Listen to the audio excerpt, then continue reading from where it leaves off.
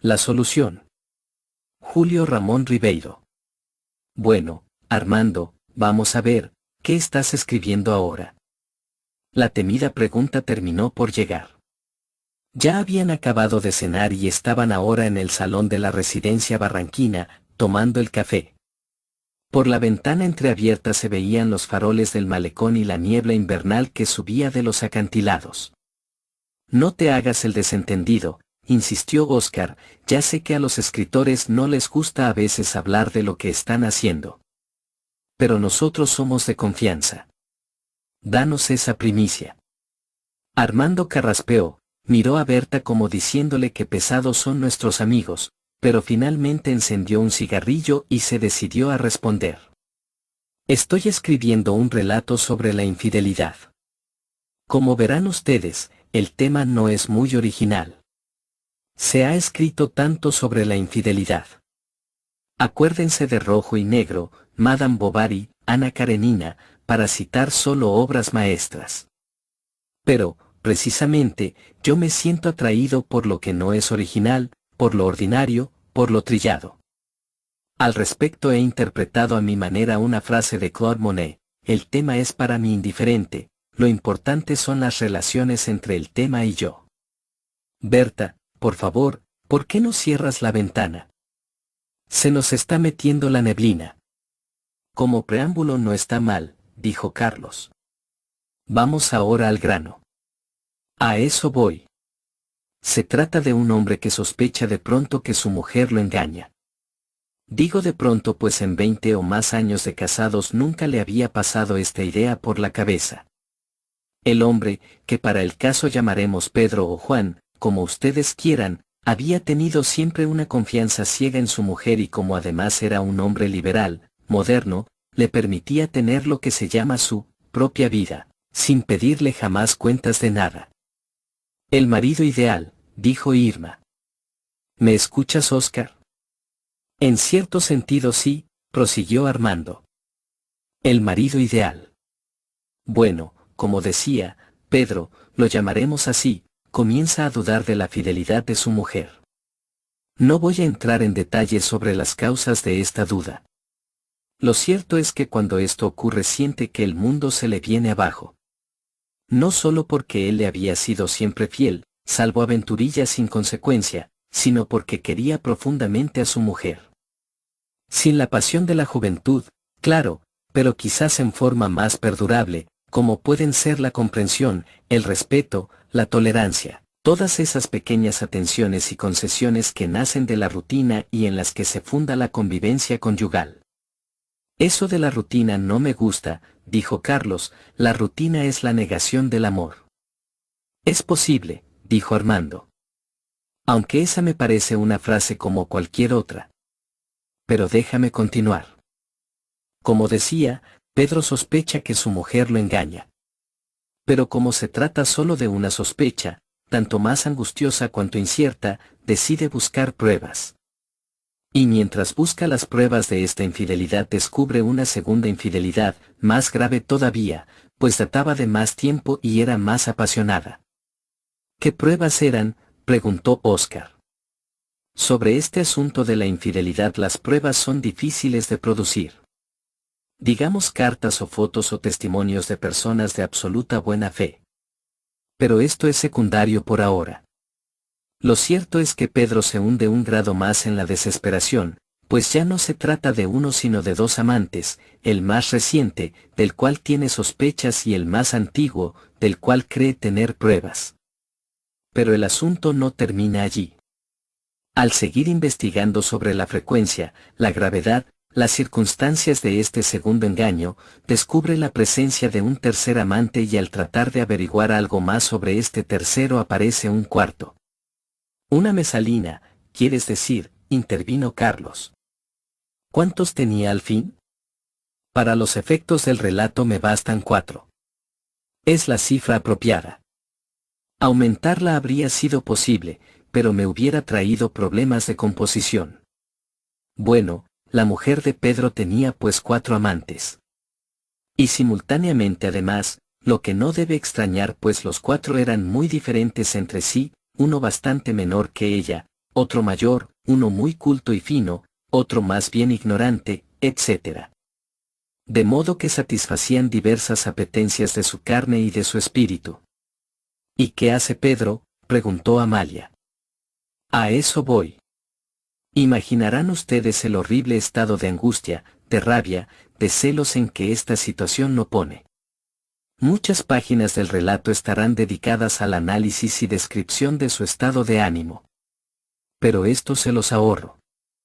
Solo diré que, gracias a un enorme esfuerzo de voluntad y sobre todo a su sentido exacerbado del decoro, no deja traslucir sus sentimientos y se limita a buscar solo, sin confiarse a nadie, la solución de su problema. Eso es lo que queremos saber, dijo Oscar. ¿Qué demonios hace? Para ser justo, yo tampoco lo sé. El relato no está terminado. Pienso que Pedro se plantea una serie de alternativas, pero no sé aún cuál es la que va a elegir. Por favor, Berta, ¿me sirves otro café? Pero se dice, en todo caso, que cuando surge un obstáculo en nuestra vida hay que eliminarlo, para restablecer la situación original. Pero, claro, no se trata de un obstáculo sino de 4.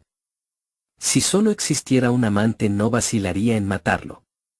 ¿Un crimen?, preguntó Irma. ¿Pedro sería capaz de eso? Un crimen, sí. Pero un crimen pasional. Ustedes saben que la legislación penal de todo el mundo contiene disposiciones que atenúan la pena en caso de crimen pasional. Sobre todo si un buen abogado demuestra que el agente del crimen lo cometió en estado de pasión violenta. Digamos que Pedro está dispuesto a correr los riesgos del asesinato, sabiendo que dadas las circunstancias la pena no sería muy grave.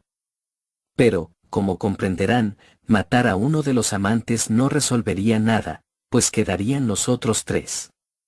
Y matar a los 4 sería ya un delito muy grave, una verdadera masacre, que le costaría la pena capital. En consecuencia, Pedro descarta la idea del crimen.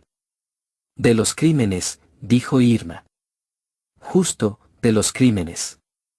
Pero, entonces, se le ocurre una idea genial, enfrentar a los amantes, de modo que sean ellos quienes se eliminen.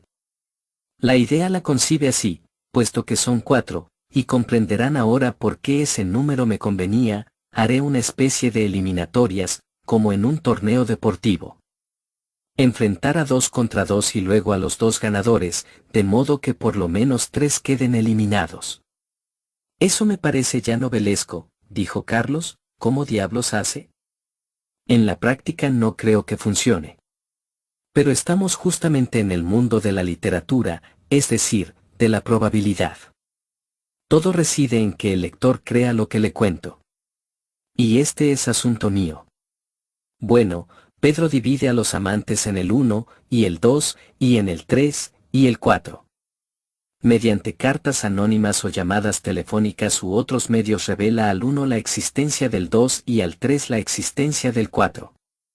Todo ello mediante una estrategia gradual y una técnica de la perfidia que le permiten despertar en el agente escogido no solo los celos más atroces sino un violento deseo de aniquilar al rival. Me olvidaba decirles que los amantes de Rosa, así llamaremos a la mujer, estaban ferozmente enamorados de ella, se creían los únicos depositarios de su amor y por lo tanto la revelación de la existencia de competidores los ofusca tanto como a Pedro mismo. Eso sí es posible, dijo Carlos. Un amante debe tener más celos de otro amante que el mismo marido. Para resumir, prosiguió Armando. Pedro lleva tan bien el asunto que el amante 1 mata al 2 y el 3 al 4. Quedan en consecuencia solo 2. Y con estos procede de la misma manera, de modo que el amante 1 mata al 3. Y al sobreviviente de esta matanza lo mata el propio Pedro, es decir, que comete directamente un solo crimen y como se trata de uno solo y de origen pasional goza de un veredicto benévolo.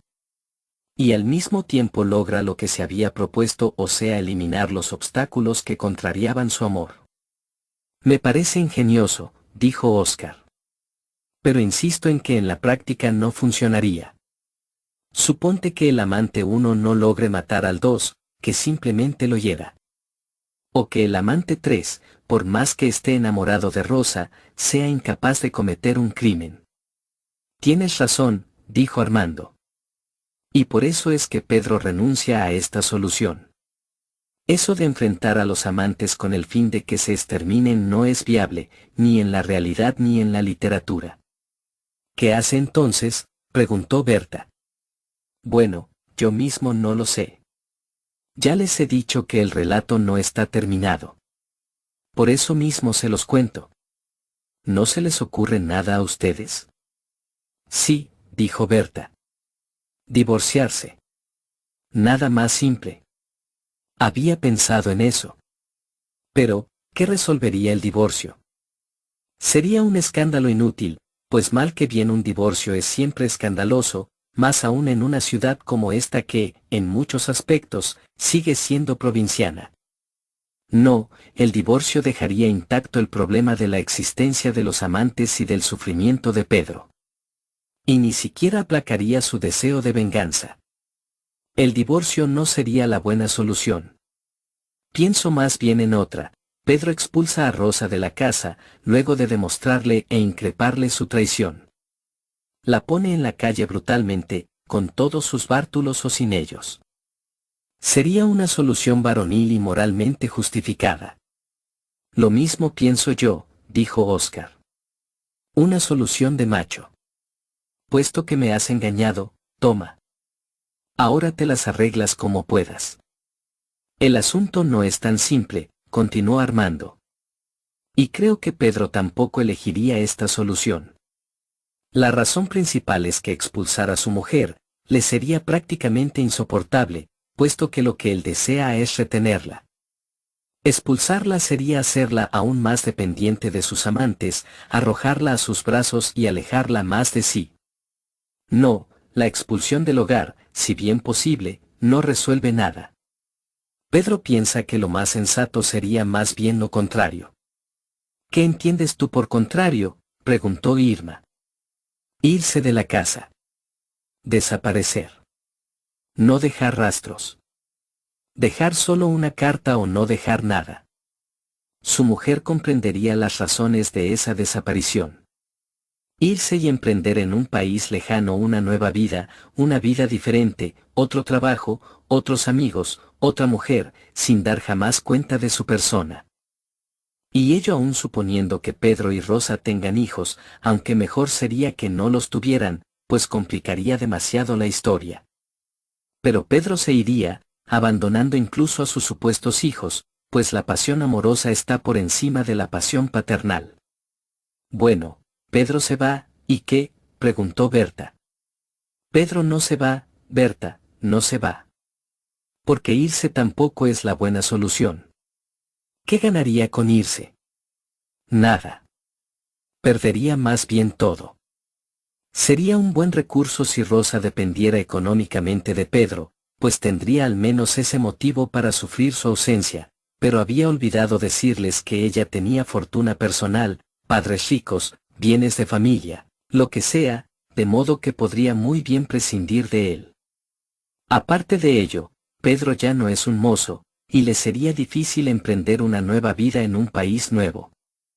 Obviamente, la fuga beneficiaría solo a su mujer, la que se vería desembarazada de Pedro, estrecharía sus relaciones con sus amantes y podría tener todos los otros que le viniera en gana. Pero la razón principal es que Pedro, así lograra instalarse y prosperar en una ciudad lejana y, como se dice, rehacer su vida, viviría siempre atormentado por el recuerdo de su mujer infiel y por el gozo que seguiría procurando y obteniendo del comercio con sus amantes. Es verdad, dijo Amalia.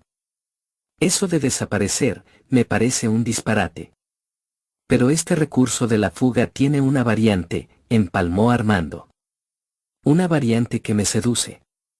Digamos que Pedro no desaparece sin dejar rastros, sino que simplemente se muda a otra casa luego de una serena explicación con su mujer y una separación amigable. ¿Qué puede pasar entonces? Algo que me parece posible, al menos teóricamente. Pero esto requiere cierto desarrollo. ¿Me permiten? Yo pienso que los amantes son raramente superiores a los maridos, no solo intelectual o moral o humanamente sino hasta sexualmente hablando. Lo que sucede es que las relaciones del marido con la mujer están contaminadas, viciadas y desvalorizadas por lo cotidiano. En ellas interfieren cientos de problemas que nacen de la vida conyugal y que son motivo de constantes discrepancias, desde la forma de educar a los hijos, cuando los hay, hasta las cuentas por pagar, los muebles que es necesario renovar, lo que se debe cenar en la noche, las visitas que es necesario hacer o recibir, añadió Oscar. Exacto. Estos problemas no existen en las relaciones entre la mujer y el amante, pues sus relaciones se dan exclusivamente en el plano del erotismo. La mujer y el amante se encuentran solo para hacer el amor, con exclusión de toda otra preocupación. El marido y la mujer, en cambio, llevan a casa y confrontan a cada momento la carga de su vida en común, lo que impide o dificulta el contacto amoroso. Por ello digo que si el marido se va de la casa, desaparecerían las barreras que se interponen entre él y su mujer, lo que dejaría el campo libre para una relación placentera. En fin, lo que quiero decir es que la separación amigable tendría para Pedro la ventaja de endosar a los amantes los problemas cotidianos, con todo lo que esto trae de perturbador y de destructor de la pasión amorosa. Pedro, al alejarse de su mujer, se acercaría en realidad a ella, pues los amantes terminarían por asumir el papel del marido y el de amante. Al convivir más estrechamente con los amantes, gracias a la partida de Pedro, y al ver a este solo ocasionalmente, la situación se invertiría y en adelante irían a los amantes las espinas y al marido las rosas. Es decir, rosa donde Pedro. Todo eso me parece muy elocuente y bien dicho, intervino Oscar. Invertir los papeles, gracias a una retirada estratégica. No está mal. ¿Qué les parece a ustedes? A mi juicio es el mejor recurso. Pero no lo es, dijo Armando, y créanme que me molesta que no lo sea. Un autor, por más frío y objetivo que quiera ser, tiene siempre sus preferencias. Sería maravilloso que las cosas pudieran ocurrir así. Preservar la condición de marido y ser al mismo tiempo el amante. Pero en esta solución hay una o varias fallas. La principal, en todo caso, es que Rosa ya está probablemente cansada de Pedro y no puede soportarlo ni de cerca ni de lejos, ni como marido ni como amante. Todo lo que se relaciona con él está impregnado de las escorias de su vida en común, de modo que, por más que no vivieran juntos, le bastaría verlo para que resurgieran en su espíritu todos los fantasmas de su experiencia doméstica. El esposo arrastra consigo la carga de su pasado marital, lo que le impedirá siempre acercarse a su mujer como un desconocido. En definitiva, dijo Carlos, veo que las posibilidades de Pedro se agotan. No, hay todavía otra posibilidad. Simplemente no hacer nada, aceptar la situación y continuar su vida con Rosa como si nada hubiera ocurrido. Esta solución me parece inteligente y además elegante. Revelaría comprensión, realismo, sentido de las conveniencias, incluso cierta nobleza, cierta sabiduría. Es decir, Pedro aceptaría tener en la cabeza un par, o mejor dicho, 4 pares de magníficos cachos y pasar a formar parte resignadamente de la corporación de los cornudos que, como es sabido, es una corporación infinita. Dijo Carlos.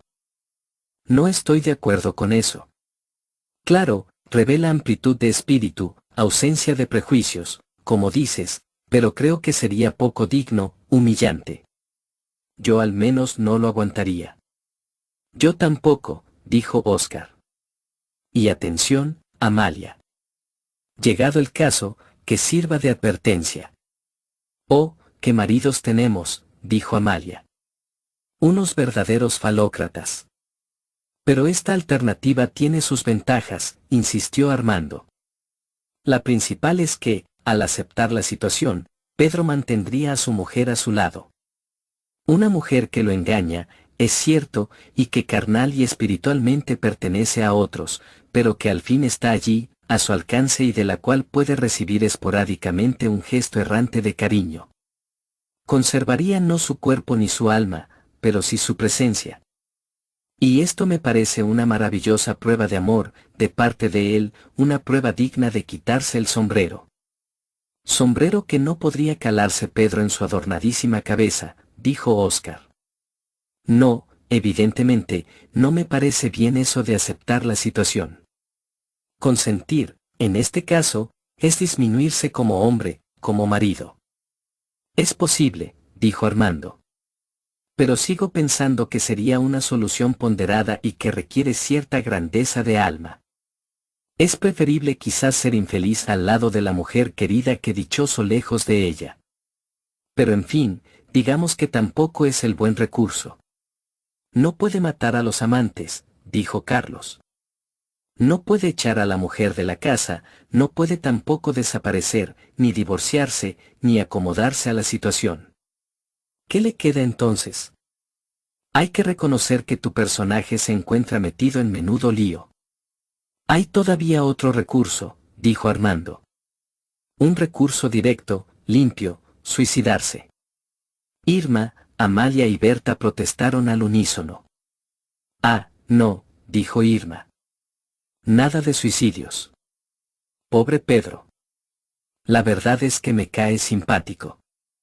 ¿Y a ti, Berta? Tú que tienes influencia sobre Armando, convéncelo para que no lo mate. No creo que lo mate, dijo Berta. El relato se convertiría en un vulgar melodrama. Y además Pedro es demasiado inteligente para suicidarse. No sé si será inteligente o no, dijo Óscar. Después de todo es una suposición tuya. Pero la situación es tan enredada que lo mejor sería pegarse un tiro. ¿No crees, Armando? Un tiro, repitió Armando. Sí, un tiro. Pero, ¿qué resolvería esto? Nada. No, no creo que el suicidio sea lo indicado. Y no porque se trate de un desenlace melodramático, como dice Berta. A mí me encanta el melodrama y pienso que nuestra vida está hecha de sucesivos melodramas. Lo que ocurre es que esta solución sería tan mala como la de desaparecer sin dejar rastros. Con el agravante de que se trataría de una desaparición sin posibilidad de regreso. Si Pedro se va de la casa le queda la esperanza del retorno y hasta de la reconciliación. Pero si se suicida. Es verdad, dijo Carlos. Yo prefiero tener siempre en el bolsillo mi ticket de regreso. Pero tampoco es una solución absurda. Si Pedro se suicida se borra del mundo, borra también a Rosa, a sus amantes, es decir, borra su problema. Lo que es una manera de resolverlo. No te falta razón, dijo Armando. Y voy a reconsiderar esta hipótesis. Aunque entre resolver un problema y eludirlo hay una gran diferencia. Y además, ¿quién sabe? A lo mejor el dolor de Pedro es tan grande que lo perseguiría más allá de la muerte. En buena cuenta tu personaje está fregado, bostezó Óscar. Veo que no has encontrado una solución a tu historia. Pero nuestra historia es que ya pasó la medianoche y que mañana trabajamos. Y nosotros sí tenemos una solución, irnos al tiro. Espera, dijo Armando. Me había olvidado de otra posibilidad. ¿Todavía hay otra?, preguntó Berta. Y una de las más importantes. En realidad debería haberla mencionado al comienzo. También es posible que Pedro llegue a la conclusión de que Rosa no le es infiel, que todas las pruebas que ha reunido son falsas. Ustedes saben bien, tratándose de un asunto como este la única prueba plena es el flagrante delito. Todo lo demás, cartas, fotos, testimonios, son recusables. Puede haber error de interpretación, puede tratarse de documentos apócrifos o falsificados, de testimonios malévolos, en fin, de circunstancias que se prestan a una acusación sin fundamento. Y la verdad es que Pedro no tiene la prueba plena. Acabáramos, dijo Óscar. Debías haber empezado por allí. Nos has tenido dándole vueltas a un problema que en realidad no existía. ¿Nos vamos, Irma? ¿No quieren un coñac, una menta?, preguntó Berta. Gracias, dijo Carlos. La historia de Armando nos ha divertido, pero Oscar tiene razón, ya es tarde. De todos modos, Armando, espero que cuando nos reunamos la próxima vez hayas terminado tu relato y nos lo puedas leer. Oh, dijo Armando. Los relatos que más nos interesan son por lo general aquellos que nunca podemos concluir. Pero esta vez haré un esfuerzo para terminarlo. Y con la buena solución. Nos traes nuestras cosas, Berta, dijo Amalia. Yo se las traigo, dijo Armando. Pónganse de acuerdo con Berta para la próxima reunión. Armando se retiró hacia el interior, mientras Berta y las dos parejas se despedían. ¿Dónde sería la próxima cena? ¿Dónde Oscar? ¿Dónde Carlos? ¿Dentro de 15 días? ¿Dentro de un mes? Un ruido seco, perentorio, llegó del fondo de la casa. Quedaron paralizados. Se diría un tiro, dijo Oscar. Berta fue la primera en precipitarse por el corredor, justo cuando Armando reaparecía llevando un bolso, una bufanda, un abrigo. Estaba pálido. Curioso, dijo. Estas son las coincidencias que a uno lo desconciertan. Al buscar una pastilla en mi mesa de noche desplacé mi revólver y no sé cómo salió un tiro. Atravesó el cajón de la mesa y rebotó contra la pared. Buen susto nos has dado, dijo Oscar. Es así como ocurren los accidentes. Es por eso que yo jamás tengo armas a la mano. Pon un poco más de atención otra vez. Va, dijo Armando. Tampoco hay que exagerar. Después de todo no ha pasado nada. Los acompaño hasta la puerta. El malecón seguía brumoso. Armando esperó que los autos arrancaran y entrando a la casa corrió el picaporte y regresó a la sala. Berta llevaba a la cocina los ceniceros sucios. Ya mañana la muchacha pondrá orden aquí. Estoy muy cansada ahora. Yo en cambio no tengo sueño. La conversación me ha dado nuevas ideas. Voy a trabajar un momento en mi relato. ¿No me has dicho qué te pareció? Por favor, Armando, te digo que estoy cansada. Mañana hablaremos de eso. Berta se retiró y Armando se dirigió a su escritorio. Largo rato estuvo revisando su manuscrito, tarjando, añadiendo, corrigiendo. Al fin apagó la luz y pasó al dormitorio. Berta dormida de lado, su lámpara del velador encendida. Armando observó sus rubios cabellos extendidos sobre la almohada, su perfil, su delicioso cuello, sus formas que respiraban bajo el edredón.